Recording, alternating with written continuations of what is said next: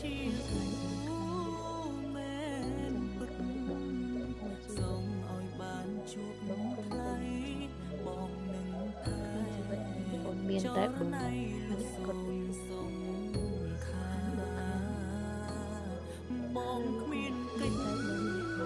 ក៏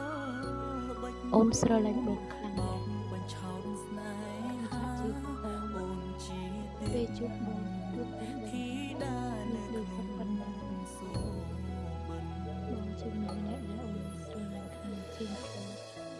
នៅអរគុណសម្រាប់ការស្រឡាញ់អរគុណគ្រប់យ៉ាងអរគុណដែលបងមើលថែអូនស្រឡាញ់បងជាងគេមនុស្សល្អរបស់អូនមនុស្សប្រកបស្រឡាញ់